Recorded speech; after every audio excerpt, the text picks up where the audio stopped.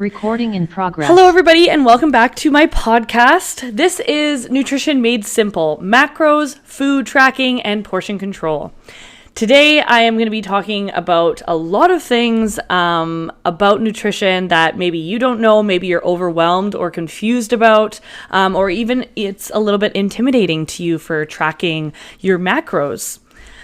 I want to talk about macros, weighing your food and hand portions, and how all of these tools can fit into real life without stress and guilt or perfection. Because here's the truth, okay? Nutrition doesn't have to be extreme to be effective. It does not have to be extreme. A lot of my clients are always wanting to dive right into workouts, nutrition, diets, but the fact is, without the pressure, it is so much easier. You guys, okay, before we dive into the how, I want to talk about the why. Nutrition is not about punishment, okay? Get that right out of your head. It's not punishment. It's not like you're punishing yourself to go on this great, huge diet. It's not about eating less and suffering more, and it's definitely not about being perfect, okay? That's a big thing this year for me. No perfectionism. That just creates stress in our lives. Nutrition simply is fuel, okay? If you think about nutrition as fuel, it's going to go a lot better than if it's punishment. Nutrition is simply fuel for your workouts, fuel for your hormones, fuel for your energy, your mood, your sleep, and your long-term health. When nutrition is done right, you should actually feel better, not worse. You should have more energy. You should have better sleep quality, better skin, better mood, of course. So what are our macros? This is the next subject that I want to talk about. A lot of people don't know what the hell I'm talking about when I say macros. Let's start with the macros, okay? Macros for short is macronutrients. Here are the main nutrients they are the main nutrients that your body needs. The protein, their carbohydrates, and fats. Each one plays a huge role in our fuel, in our energy. Protein helps repair and build muscle, keeping you full longer, and it supports our metabolism. Okay, so that's what our protein is used for. Carbs are our body's main energy source, especially for workouts and daily activity. So really, really good to get your carbs in to fuel those workouts. Okay, fats. We got fats to support hormones. Can you believe that once, way before, like in the 80s, we were always on fat-free stuff? Like fat was bad, fat was everything bad, don't touch any fat, fat-free. Now it's like all about the healthy fats. Fats support hormones, brain health, and nutrient absorption. Okay, so it helps our nutrients absorb when we have our good fats in our body. That is one of the things that I love about this essential meal protein from Arbonne that I sell. It is a full macronutrient-based protein. So one scoop is going to give you everything you need in one shake. So that is why I'm so passionate about my protein powder there. So none of these are bad and none of these should be eliminated. The fats, the protein, and the carbs. Don't mess with those. We just want to make sure that they're good and healthy. The goal with macros is balance, not restriction, okay? So why tracking your macros can help? Tracking macros is simply a way to create awareness. It shows you how much protein you're actually eating, whether you're under eating or overeating, and where your calories are actually coming from. So not just like a Starbucks frap, which has like 400 calories in it when you include the whip. Okay, we're talking about good, nutritious meals. We're talking about like a chicken breast. We're talking about a big handfuls of leafy greens or vegetables, and some good fats like avocado oil. Coconut oil is what I use the most.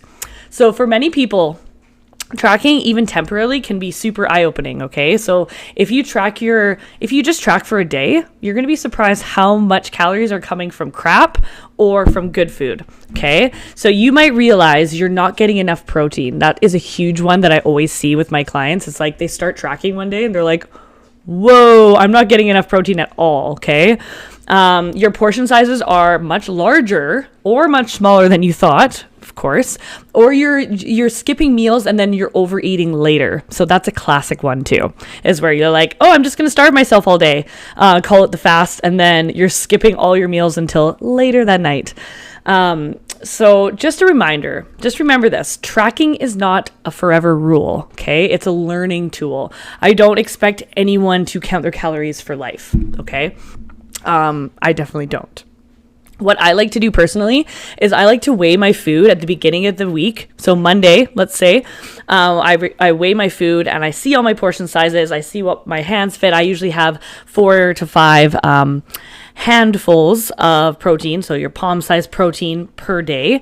So, basically what I do at the beginning of the week is I weigh all my food out, and then I actually know just by visual all week what I kind of need to know, what I kind of need to eat, I should say, and your portion sizes. So that's a little tidbit. Weigh one day of the week, then remember throughout the week, and then when your brain starts to get foggy and you're like, oh, I need to weigh again, you can do that. I'm also going to be showing you how to use your hands for a little simpler method as well. So weighing your food, the most accurate method, okay? Now let's talk about weighing your food. Weighing your food with a kitchen scale is the most accurate way to track your intake, of course. And I use grams for my scale. You can do ounces, whatever metric system that you use for counting your calorie or your intake is fine by me. It removes the guesswork, right? So you can use MyFitnessPal is really, really good.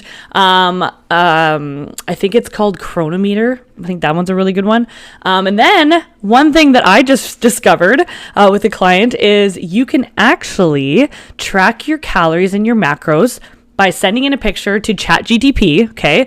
And you can send it and they will tell you how many calories about it is if you send a picture, or you can be exact. You can say like, hey, this is what I ate today, and it will send you everything you need to know. Okay, little hint. Let's use that AI for good, okay? This can be really helpful. When you have specific muscle goals like fat loss or muscle gain, if you're just starting out and want a clear structure, or you've been stuck and need data, okay? It's not connected to any emotion. It's just that you're stuck and you need data, and you just need to see where you're at. The measurements or the weighing and the weighing your food with a kitchen scale, is the best idea, okay? Weighing your food doesn't mean you're obsessed. Don't get upset with it. It means you're being intentional, okay? Intentional. So that said, this method isn't for everybody, and it doesn't need to be used forever. Let's mark that down. Doesn't have to be used forever. With diets, the thing with diets is they're very yo-yo, right? You go on them, you're all high up, and then you go down, you lose a lot of energy. We want to keep something going called the 80-20 rule, where maybe you're 80% of the time you're super good, you're weighing your food maybe all week, and then the weekends you get a little break, you get that 20% break. That's usually how I like to live my life. So let's talk about hand portions, guys. So hand portions, this is real life nutrition. This is what I call it. And this is where hand portions come in, and hand portions are incredible. It's incredible, and it's an option if you don't want to weigh your food. Okay, you eat out often, maybe you travel, or you just want a sustainable low stress approach, okay? So your hand is proportional to your body size. So it's actually a great built-in measuring tool. Did you know that? Our hands are a measuring tool. So here is how it works. Your protein, 1 palm size portion of protein, okay? That is your protein size. Now, if you got my my book for the challenge, for the 90-day challenge, you're going to see a QR code or a nice long calculation that you can do, old school, or you can do that QR code where you can get all of your macros, and you can actually get how many calories your body needs, your BMR, to actually lose the weight or gain the muscle or get to that goal that you want to. So make sure you use that. If you don't know how to use that, you can Google it. You can definitely Google how to get my BMR, how to get my calorie intake, and how to get my macros. So that's when you're going to know how many of these palm sizes you need per meal per day. Like I said, I need about 4 to 5 palms to get to my goal. And then, so our carb is 1 cup, 1 cupped hand.